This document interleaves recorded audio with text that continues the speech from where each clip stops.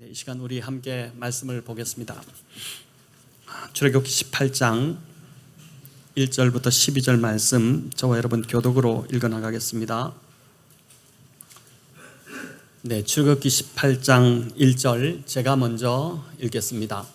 모세의 장인이며 미디안 제사장인 이드로가 하나님이 모세에게와 자기 백성 이스라엘에게 하신 일 곧 여호와께서 이스라엘을 애굽에서 인도하여 내신 모든 일을 들으니라.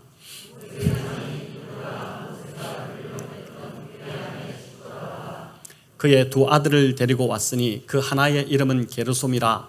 이는 모세가 이르기를 내가 이방에서 나그네가 되었다 하며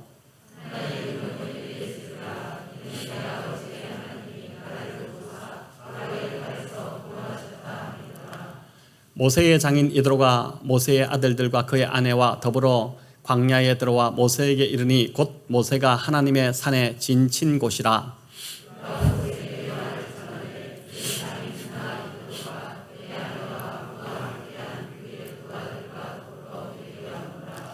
모세가 나가서 그의 장인을 맞아 절하고 그에게 입맞추고 그들이 서로 문안하고 함께 장막에 들어가서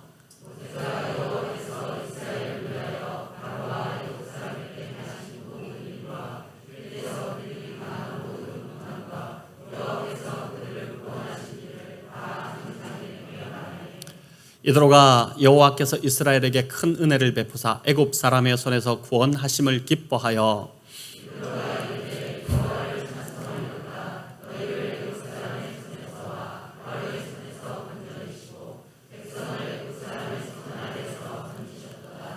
이제 내가 알았도다. 여호와는 모든 신보다 크심으로 이스라엘에게 교만하게 행하는 그들을 이기셨도다 하고 모세의 장인 이드로가 번제물과 희생제물을 하나님께 가져오매 아론과 이스라엘 모든 장로가 와서 모세의 장인과 함께 하나님 앞에서 떡을 먹으니라. 아멘. 오늘 출애굽기 18장 전반부를 통해 이드로의 방문이라는 제목으로 함께 은혜를 나누고자 합니다. 지난주 우리는 여러분 기억하실지 모르겠지만 르비딤에서 있었던 두 가지 사건을 다루었습니다. 첫 번째는 그 마실 물이 없는 상황에서 이제 모세가 하나님께서 가르치신 그 반석을 지팡이로 침으로 그 반석에서 물이 콸콸 쏟아져 나와서 백성들이 목을 다 죽였던 해갈했던 이제 그러한 일이 있었습니다. 그 물을 마시고 겨우 정신을 차릴 무렵 두 번째 이제 사건이 일어나게 되는데 아말렉이 싸움을 걸어온 것이었습니다. 전쟁의 경험이 없던 이스라엘이었지만 여호수아의 리더십과 또 모세의 중보기도로 인해 이 아말렉을 물리치고 위기를 이제 넘겼다는 그 이야기, 그 두 사건을 지난주 우리가 살펴보았습니다. 그렇게 아말렉과의 싸움이 끝나고 숨을 고르고 있을 무렵 이제 반가운 손님이 모세를 찾아오게 됩니다. 모세의 장인 이드로가 모세의 아내 십보라와 두 아들을 데리고 온 것입니다. 가족의 이 방문이 출애굽 광야 여정에 지쳐있던 이 모세에게는 얼마나 큰 힘이 되었겠습니까? 하나님께서 이렇게 인생 광야 여정에 지친 저와 여러분에게도 이런 위로의 선물을 주시는 하나님이심을 믿습니다. 예레미야 31장 25절은 우리에게 이렇게 말씀합니다. 우리 같이 한번 읽어보겠습니다. 나는 지친 사람들에게 새 힘을 주고 굶주려서 허약해진 사람을 배불리 먹이겠다. 아멘. 여기 지친 사람들에게 새 힘을 주시겠다 이렇게 말씀하시는데, 오늘 예배 가운데 나오신 분들 중에 삶에 지쳐 있는 분들이 있다면 이 말씀의 약속대로 이제 지친 자에게 새 힘을 주시는 그 특별한 은혜의 선물을 이번 한 주간에 하나님께서 부어 주시는 것들을 경험하면 좋겠습니다. 이런 은혜를 경험해야 우리가 이 참 녹록지 않은 광야 인생길 그래도 힘을 내서 걸어갈 수 있지 않겠습니까? 저도 한 번씩 외부에서 손님이 찾아올 때면 그 만남이 삶에 참 지친 삶에 힘이 될 때가 또 위로가 될 때가 있습니다. 그런데 지금 모세는 가족이 찾아왔으니 이게 얼마나 참 위로가 되고 큰 힘이 되었겠습니까? 그런데 이 이드로의 방문은 그저 혈연적 위로로만 그치지 않습니다. 이제 우리가 살펴보겠지만 그 혈연의 끈끈함을 넘어서 신앙적 만남으로 이 만남이 발전되고 있다는 것을 이 본문을 통해서 우리가 보게 됩니다. 하나님이 행하신 일을 이제 모세가 참 간증을 하고 있고 그 간증을 장인 이드로가 다 들어주면서 함께 가족이 기뻐하고 있고 더 나아가 하나님을 찬양하는 자리까지 함께 하나님을 찬양하는 자리까지 이들이 이 가족이 나아가는 것을 보게 됩니다. 이번에 추석 명절로 이제 고향을 다녀오셨겠지만 가족이 만났을 때 그저 혈연적 관계에만 머물면 깊은 만남이 되지 못할 수 있습니다. 아무리 가까운 가족이라고 해도 신앙이 빠져버리면 대화를 나눠도 참 허무할 수가 있는 것입니다. 대화의 주제가 주로 이제 세상 이야기만 나누지 않겠습니까? 요즘 우울한 경제 이야기 또 이런 정치 이야기 나눠봤자 더 우울해질 뿐이지 않겠습니까? 그래서 가족을 만나고 집으로 이제 돌아올 때 마음이 채워지기보다는 오히려 걱정이 더 많아지고 또 이제 텅 빈 마음을 안고 그렇게 돌아오신 분들도 아마 있으실 것입니다. 저는 주일이 겹쳐서 추석에 움직이지 못했지만 평소 왕래가 거의 없던 사촌 누님에게서 전화가 걸려왔습니다. 그런데 통화를 제법 이제 길게 했습니다. 그간 서로가 왕래가 없었기 때문에 무슨 할 말이 많았겠습니까? 하지만 그 누님이 이제 권사님으로 은퇴하셨다는 이야기를 듣고 또 신앙 하나를 붙잡고 그렇게 평생을 사셨다는 그 이야기 오가는 대화가 이제 보니까 신앙적 이야기로 발전되기 시작한 것입니다. 하나님의 은혜를 서로 나눈 것이죠. 그러니까 사촌 동생이 이제 목회를 한다고 하니까 전화를 궁금해서 이제 걸어 주신 것이고 그래서 통화를 하다 보니까 이 이야기가 은혜로운 이야기, 서로 은혜 받은 이야기 이런 이야기로 이제 통화를 하다 보니까 통화가 꽤 길어진 것입니다. 그래서 대화를 하면 여러분들도 그렇지 않습니까? 나의 내면이 이렇게 채워지는 대화가 있는 반면 에너지를 다 빼앗기는 그런 대화가 있는데 그날 통화를 마치고 제 내면도 채워지고 참 감사한 마음이 이렇게 더 많아졌습니다. 하나님이 주신 제 은혜를 먼 친척이지만 하나님이 주신 은혜를 나눴기 때문에 이제 그런 것이죠. 그래서 가족은 보니까 무엇보다 신앙 안에서 하나가 되는 것이 중요합니다. 혈연적 관계가 믿음의 관계로 넘어서야 하지만이 비로소 진정한 가족이라고 할 수 있는 것이죠. 자, 그런데 현실은 어떠합니까? 신앙 안에서 부부가 되고 신앙 안에서 부모 자녀 관계가 되면 좋겠지만은 그렇지 않은 경우가 더 많지 않습니까? 가족사를 들여다보면 문제가 없고 아픔이 없는 가정이 없는 것 같습니다. 다 가족마다 아픔들이 있습니다. 어떤 가족은 관계가 너무 틀어져서 저걸 도대체 어디서부터 풀어야 될지 참 답이 보이지 않는 그런 가정들도 있습니다. 형제지간이라고 하지만은 사실은 분노와 원망과 또 악감정을 가지고 살아간 날들이 더 많기 때문에 이게 무슨 형제인가 하는 그런 안타까움을 가지는 가정도 있는 것이죠. 자, 이런 우리들에게 오늘 본문은 가족 안에서 관계가 어떠해야 하는지를 잘 보여주고 있습니다.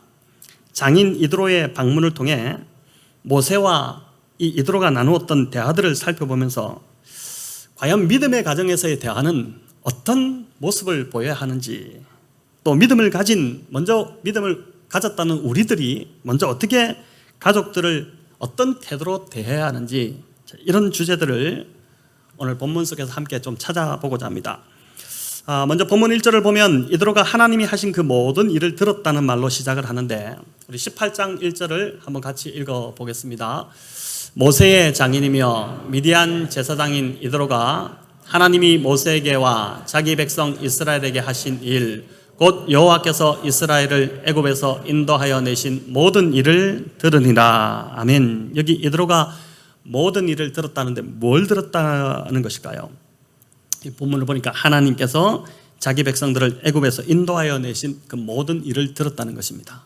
즉 애굽에 10가지 재앙이 일어났던 일들, 또 홍해를 건넜던 일들, 또 홍해를 건넌 후에 애굽 그 군대가 다 홍해 바다에 빠져 죽었던 일들, 또 쓴물이 단물로 변하는 기적과 같은 일들, 또 하늘에서 만나가 내리고 메추라기 내리는 이런 모든 하나님이 베푸신 그 은혜의 이야기를 들었다는 것이죠. 자, 그런데 이드로는 이 소식들을 과연 어떻게 들었을까요? 여러분 그런 궁금증이 생기지 않습니까? 당시는 전화나 인터넷이 이런 것도 있는 것도 아닌데 어떻게 이 모든 소식들을 다 들었을까? 당시는 이제 주로 무역을 하던 대상들, 대상들이 이제 다니면서 이런 소식을 이제 많이 전했다고 합니다. 특별히 이 출애굽 사건은 워낙 그 지역에서 아주 충격적 이슈였지 않습니까? 그러다 보니까 그 대상들의 입을 통해서 아마 전해 들었을 수도 있고, 또 하나는 모세가 장인에게 사람을 보내 소식들을 전했다고도 그렇게 이제 볼 수 있습니다. 중요한 것은 어떻게 들었든 간에 이 소식을 듣고 이제 이드로가 반응했다는 것이죠. 딸 십보라와 두 손자를 데리고 사위에게 간 것입니다. 5절을 볼 때, 여기 5절을 보시면 모세는 하나님의 산에 머물고 있었다 이렇게 하는데, 여기 하나님의 산은 어떤 산이냐면 호렙산을 말합니다. 떨기나무에 불이 붙었는데 그 불이 타지 않는 이상한 광경을 보고 모세가 그걸 보려고 이렇게 갔던, 그러다가 이제 하나님을 만난 그곳이 바로 호렙산이지 않습니까? 근데 그때 모세가 했던 것은 이제 미디안 광야 40년이 끝나갈, 그 방황이 끝나갈 무렵에 장인의 양을 치고 있었거든요. 변변치 않게 자기 양 한 마리 참 갖지 못한, 그저 장인의 양을 치고 있는 그 일을 하고 있었기 때문에, 그래서 이 호렙산은 아마도 장인의 집과 그리 멀지 않은 곳이었을 것으로 그렇게 봅니다. 그래서 이제 그 가까운 거리가 되니까 모세가 여기 왔다는 것을 전가를 보낼 수 있었던 것이죠. 자, 한편으로 이드로 입장에서 볼 때, 이 장인 이드로 입장에서 볼 때는 사이가 가까이 왔으면 시간을 내서 자기가 찾아와야지, 장인이 나보고 왜 오라느냐, 내가 왜 가야 되느냐, 이런 괘씸한 생각도 들지 않았겠습니까? 그동안 이제 그 딸과 함께, 모세의 아내죠, 십보라와 또 그 손자들을 잘 돌봐준 걸 생각하면 사이가 먼저 찾아와가지고 장인어른 수고하셨습니다, 너무 감사합니다, 이렇게 인사를 드려야 하는 게 아닌가, 이런 생각을 충분히 해볼 수 있습니다. 하지만 이드로는 그런 거 따지지 않고 딸과 손자들을 데리고 이 바쁜 사위를 오늘 본문에 보면 먼저 찾아가게 됩니다. 이런 삶이 여러분 어떻습니까? 여유가 있고 멋스러운 것이죠. 격식 따지고 또 위아래 따지기보다 이제 먼저 그냥 그런 것 따지지 않고 섬기는 삶, 그 삶에 아름다움이 있는 것입니다. 거기에 감동이 있고 거기에 이제 존경심이 나오는 것이죠. 사실 우리의 부모님들이 이제 다 이런 모습이실 것, 이러하실 것인데, 저희도 이제 부모님이 이런 격식을 따지지 않으시고 목회하는 아들 또 목회하는 사위를 많이 이제 배려해 주시는데, 제가 보니까 이제 자식에 대한 사랑이 있기 때문에 그렇다고 봅니다. 사랑하면 어떻습니까? 따지지 않게 됩니다. 사랑하면 다 그냥 해주고 싶습니다. 사랑이 없기 때문에, 사랑이 식었기 때문에 조건 따지고 입장 따지고 뭐 이렇게 하는 것이죠. 그래서 진짜 어른은 누가 어른이냐, 나이가 많아서 어른이 아니라 사랑이 충만한 사람이 진짜 어른이라고 할 수 있습니다. 교회도 결국 이런 사랑이 그 바탕에 깔려 있으면 어떤 문제도 없게 되겠죠. 사랑이 없기 때문에 늘 입장 따지고 내가 누구인데 이런 걸 따지게 되고 잘잘못을 따지게 되는 것이지 않습니까? 그래서 교회 리더로 세워지는 자들은 특별히 사랑이 많은 자들이야 될 것 같습니다. 아마 이 말 들으시면 이번에 직분자로 세워주신 분들이 상당히 좀 부담이 되실 것 같다는 생각도 드는데, 어쨌든 교회는 사랑으로 이끌어 가야지만이 성도들도 잘 따라오게 되고, 또 특별히 요즘 MZ세대라고 젊은 세대들, 권위에 대한 완전히 부정하는 세대들인데, 이 세대들이 뭘 보고 따라오겠습니까? 결국 그 사랑을 보고 따라오지 않겠습니까? 이어지는 우리 이 3절, 4절은 모세의 두 아들의 이름이 이제 나옵니다. 우리 같이 한번 읽어볼까요? 그의 두 아들을 데리고 왔으니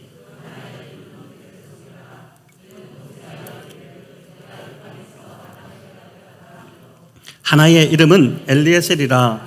이는 내 아버지의 하나님이 나를 도우사 바로의 칼에서 구원하셨다 함이더라. 아멘.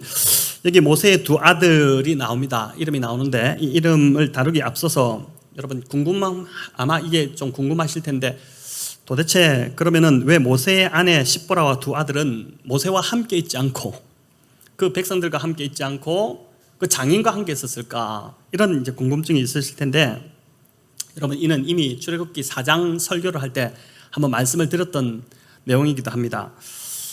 호렙산에서 하나님께서 불타는 떨기나무에서 이제 하나님을 만나고 부르심을 받은 이후에 장인에게 내가 이집트로 이제 가야 될 것 같습니다, 그렇게 말씀드리고 아내 십보라와 두 아들을 데리고 애굽으로 이제 갔지 않습니까? 가던 중에 하나님께서 그 모세의 아들 중에 하나가 이제 할례를 행하지 않은 것 때문에 갑자기 모세를 죽이려고 하시는 그 참 이제 어떤 해프닝이 일어나게 됩니다. 이해할 수 없는 일들이 일어났었는데, 그때 이제 십보라가 급히 아들의 포피를 베어서 그 포피를 모세의 발에 갖다 대므로 당신은 내 피난편이다 이렇게 했던 그 이제 기억나시죠?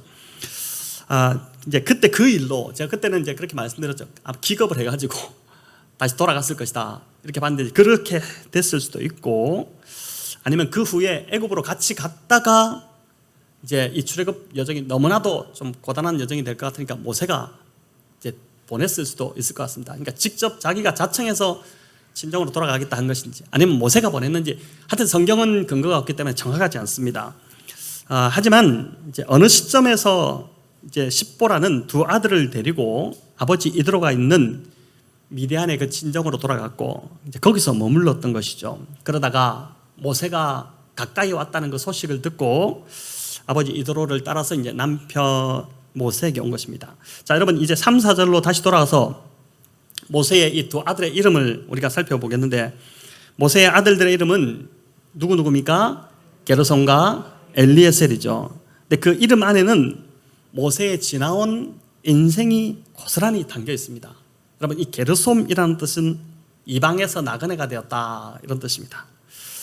첫 아이 게르솜이 태어날 때만 해도 이 이름의 뜻을 볼 때 모세는 그냥 이방에서 정처 없이 그렇게 나그네로 살아갈 줄로 알았던 것 같습니다.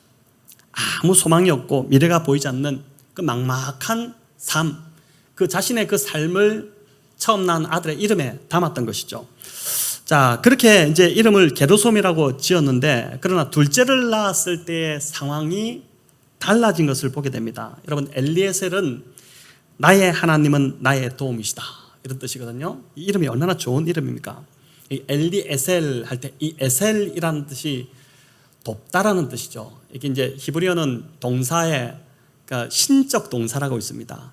그러니까 인간이 인간을 돕는 것이 아니라 하나님이 인간을 도울 때 쓰는 단어가 바로 이제 이 에셀이라는 단어인데, 이 에셀이 돕는 배필 할 때 거기도 이제 이 단어를 쓰고 있습니다. 또 우리가 지난주에 창세기 사무엘상 7장을 묵상했지만 거기에도 뭐가 나옵니까? 에벤에셀이 나오죠. 도움의 돌이라는 그 뜻이 나오지 않습니까? 그래서 이제 이 엘리에셀 할 때 엘리는 나의 하나님 이런 뜻입니다. 엘리 제사장도 있습니다. 나의 하나님 이런 뜻이죠. 엘리에셀, 나의 하나님은 도우시는 하나님이시다. 참 이름 좋은 뜻이죠. 그러니까 하나님을 이제 만나고 나니까 자신이 어디서 도움을 받아야 하는지를 아는 인생이 되었다는 것입니다. 큰아이를 낳을 때만 해도 정처 없는 그저 그냥 떠돌이 나그네 인생이었는데, 소망이 없는 인생이었는데, 하나님을 만나고 나니 그 인생에 목적이 생기고 소망이 보이기 시작하는, 그래서 그 삶의 그 의미를 담아서 둘째 아들 이름을 이제 그렇게 지었다는 것이죠. 여러분, 너무 다른 뜻을 가진 두 아들의 이름의 뜻이 너무 다르지 않습니까? 그런데 이 다른 뜻을 가진 이 두 아들의 이름은 모세가 지나온 삶의 양면성을 고스란히 보여주고 있습니다. 자, 그런데 우리의 삶도 돌아보면 이와 다르지 않을 것 같습니다. 예수님을 만난 그 사건이 저와 여러분의 인생의 분수령이 되었기 때문입니다. 많은 분들, 또 어떤 분들은 그걸 크게 와닿지 못하고 어릴 때부터 모태신앙으로 살았던 분들은 그냥 잘 모르겠는데 이렇게 할 수도 있겠지만, 또 어떤 분들에게는 진짜 예수님을 만나서 예수님을 믿는 신앙을 갖기 전과 후의 삶이 진짜 아주 많이 변화된 그런 분들도 저희 교회도 보면 있습니다. 예수님을 만난 이후에 신앙을 가지면서 살아야 할 이유와 삶의 의미를 찾게 되고, 또 교회 공동체를 통해서 함께 공동체 생활하면서 야, 진짜 인간다운 삶이 뭔지, 어떻게 살아야 되는 것이 인간이 살아가는 삶인지를 지금 배우고 있는 그런 분들도 있는 것입니다. 이제 7절은 모세가 장인 이드로를 이제 맞이하는 장면인데, 여기 보니까 이제 7절에 이렇게 나와있죠. 모세가 나가서 그의 장인을 맞아 절하고 그에게 입 맞추고 그들이 서로 문안하고 함께 장막에 들어가서 이렇게 나오는데, 이게 이제 그 시대의 문화일 수도 있겠지만 어쨌든 모세가 장인을 아주 친절하게 극진히 지금 맞이하고 있다는 것입니다. 그런데 이어 이 8절이 오늘 본문에서 참 핵심적인 구절인데 8절을 잘 좀 살펴볼 필요가 있는데 보면은 모세가 장인에게 그동안의 일들을 구구절절 다 말하고 있는 것을 보게 됩니다. 우리 8절 같이 한번 읽겠습니다. 모세가 여호와께서 이스라엘을 위하여 바로와 애굽 사람에게 행하신 모든 일과 길에서 그들이 당한 모든 고난과 여호와께서 그들을 구원하신 일을 다 그 장인에게 말하매. 아멘. 이게 보니까 모세는 하나님이 행하신 놀라운 은혜, 하나님이 베푸셨던 그 은혜만을 이야기하고 있는 것이 아니라 그가 겪었던 좋지 않았던 고난까지도 장인에게 다 말씀드리고 있습니다.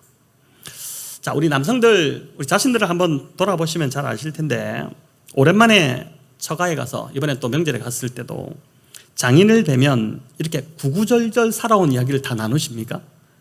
그렇지 않지 않습니까? 그저 인사 정도 나누고 잘 계셨습니까? 건강 안부 묻고 뭐 그렇게 하고 어떤 어려움이 있었다 하더라도 뭐 어려움이 있으면은 뭐 딸한테 듣겠죠. 그러면 자네 뭐 힘들었다며 이렇게 물으면 뭐 아버님 괜찮습니다. 잘 되고 있습니다. 그냥 뭐 잘 될 겁니다. 뭐 기도해 주십시오. 이렇게 그냥 얼버무리고 넘어가지 않습니까? 하지만 모세는 하나님이 애굽 사람들에게 행하신 모든 일들과 또 오는 길에서 있었던 그 자질구레한 모든 일들까지 다 장인에게 말했다는 것입니다. 8절 다시 한번 띄워봐 주십시오. 네, 여기 보시면 모세가 여호와께서 이스라엘을 위하여 바로와 애굽 사람들에게 행하신 그 모든 일과 또 길에서 그들이 당한 모든 고난과 여호와께서 그들을 구원하신 그 일을 다 그 장인에게 말하며 너무 수다스럽다는 생각이 들지 않습니까? 모세가 좀 너무 말을 이렇게 많이 하지? 이걸 왜 다 이야기하지? 이런 생각이 들지 않습니까? 근데 우리는 이상한 유교적 전통이 있어서 남자는 입이 무거워야 된다는 가치가 있습니다. 어릴 때부터 침묵이 금이다 이렇게 배웠습니다. 하지만 성경을 볼 때 오늘 또 본문을 보더라도 가족관계나 부부관계에서 침묵은 금이 아니라 금만 가게 만들 뿐인 것입니다. 가장 잘 사는 부부가 여러분 어떤 부부인지 아십니까? 제가 누누이 말씀드렸지만 가장 잘 사는 부부는 수다스러운 부부라고 합니다. 특히 남자가 수다스러울수록 그 부부가 잘 산다는 것이죠. 부부관계가 어려운 이유는 다른 이유가 아니라 말을 많이 해서 부부관계가 어려운 것이 아니라 다 말하지 않아서 어렵다는 것입니다. 특별히 남자들이 말을 잘 하지 않는 것입니다. 자, 이 말을 하니까 막 지금 여러 가지 생각이 복잡해지는 우리 남성들이 있을 것 같은데 여자는 몰라도 된다는 또 알 필요 없다는 이상한 가치에 사로잡혀 있는 것이죠. 하지만 오늘 이 말씀을 볼 때 가족이 하나 되기 위해서는 당연히 가족이 하나 되기 위해서는 감추고 가리는 게 없어야지 하나 되지 않겠습니까? 그렇지 않겠습니까? 모세는 좋은 일만 이야기한 것이 아니라 그간 겪었던 어려운 수모까지 다 이야기했습니다. 장인을 가족으로 생각했기 때문에 그런 것이죠. 가족은 이렇게 좋으면 좋은 대로, 힘들면 힘든 대로 다 나누는 것, 다 나누고 이야기하는 것, 그게 가족인 것입니다. 그렇게 나누어도 흉이 되지 않고 흠이 되지 않고 있는 그대로 다 함께 아파할 수 있는 게 그게 이제 진짜 가족인 것이죠. 모세와 이드로의 대화가 8절 단 한 절로 되어 있지만 아마 이들은 그간의 일을 나누고 듣느라 오랜 시간을 함께 보냈을 것입니다. 어쩌면 밤을 새면서 그 이야기를 나눴을 수도 있습니다. 이드로는 모세가 자신을 이렇게 대해준 것이 얼마나 고마웠겠습니까? 나이든 장인을 이렇게 대우해 준다는 것이 얼마나 좋았겠습니까? 여러분, 모든 걸 다 이야기해 준다, 그것도 시시콜콜하게 다 이야기를 해준다, 이것은 그 사람을 귀히 여기고 의지하고 신뢰하고 있다는 뜻이거든요. 그런 표현이거든요. 그러니까 의지가 되지 않고 신뢰가 되지 않는데 어떻게 속을 열어서 모든 걸 다 이야기하겠습니까? 이야기 안 하죠. 입을 다물고 있지 않습니까? 지금 다 이야기한다는 것은 그를 가족으로 맞아서 존중히 여기고 있다는 그런 증거이죠. 무엇보다 우리가 이제 믿음 안에 또 신앙 안에 있을 때 부부도 그렇고 부모 자녀도 이런 열려있는 대화가 가능하게 된다는 것입니다. 그래서 믿음이 자라고 신앙이 자란다. 이것은 어떤 것이냐? 가족 간의 관계가 좋아지고 있다는 것. 대화가 정말 막힘없이 잘 이루어지고 있다는 것. 그게 이제 신앙이 자라고 있다는 하나의 증거라고 볼 수 있는 것입니다. 우리가 잘 아는 그 유한진 시인의 질환지교를 꿈꾸며 이제 글처럼 인생의 가장 큰 행복은 사실 우리가 살아봐서 알지만 돈도 아니고 무슨 권력도 아니고 명예도 아니고 뭐가 제일 좋냐면은 그저 자신의 속을 그냥 다 드러내 보여도 흉보지 않고 그대로 받아들일 수 있는 허물없는 그런 관계를 맺는 한두 사람만 있어도 그 사람은 참 행복한 인생을 살아갈 수 있는 것입니다.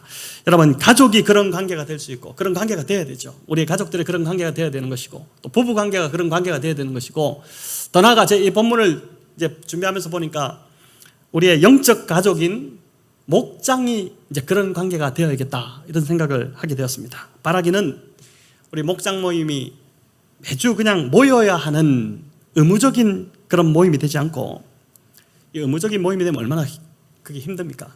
그게 아니라 정말 만나고 싶고 가서 내 이야기 좀 나누고 싶고 함께 좀 격려받고 싶고 그런 모임이 되면 정말 좋겠습니다.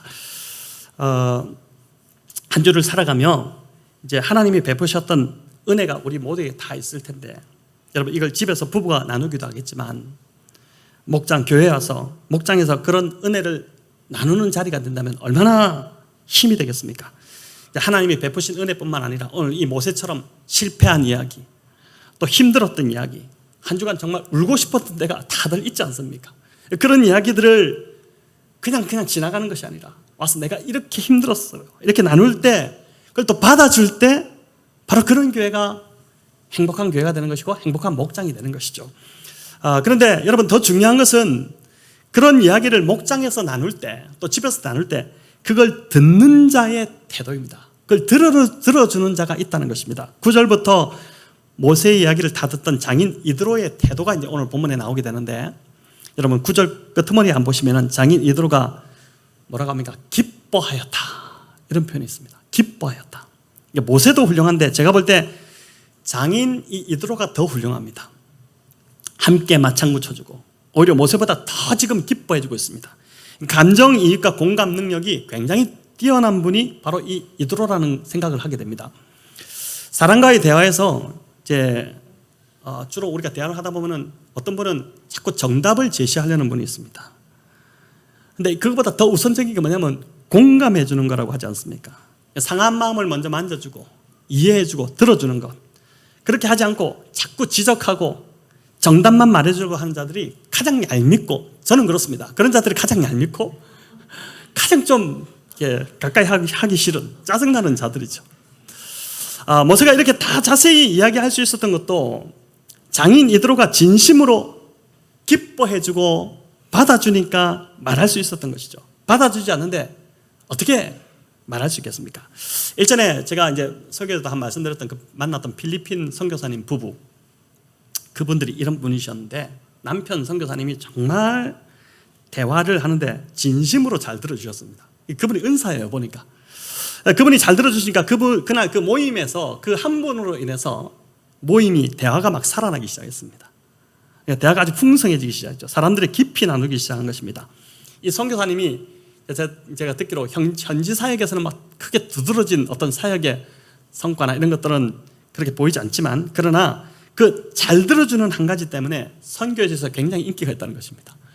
특별히 선교사님들 사이에 인기가 있는데 선교사님들이 힘들어지면은 그분을 찾아가는 것이죠.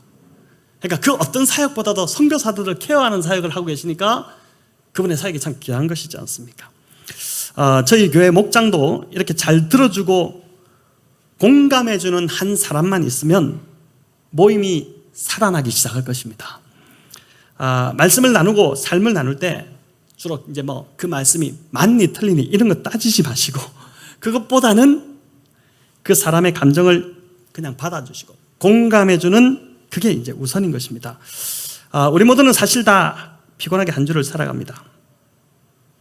지친 상태로 또 영혼이 거의 죽어가는 상태로 교회 옵니다. 직장에서 세상에서 여러분 속을 터널 관계가 얼마나 있습니까? 얼마나 됩니까? 거의 없지 않습니까?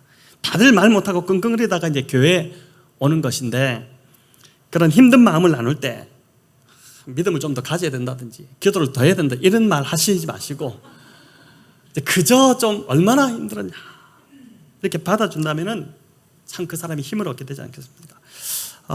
그래서 모세처럼 모든 걸 잘 나누는 것도 중요하지만 이드로처럼 다 받아주고 공감해 주는 것, 이게 훨씬 더 중요하다고 할 수 있습니다.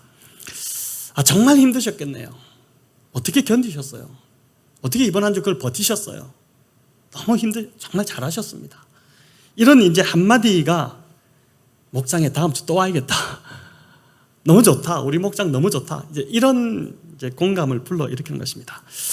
저희 어머니가 제가 어릴 때 이제 밖에 나가서 친구들과 싸우고 들어오면 제가 지금도 그 기억이 생생한데 무조건 제 편을 들어주셨습니다.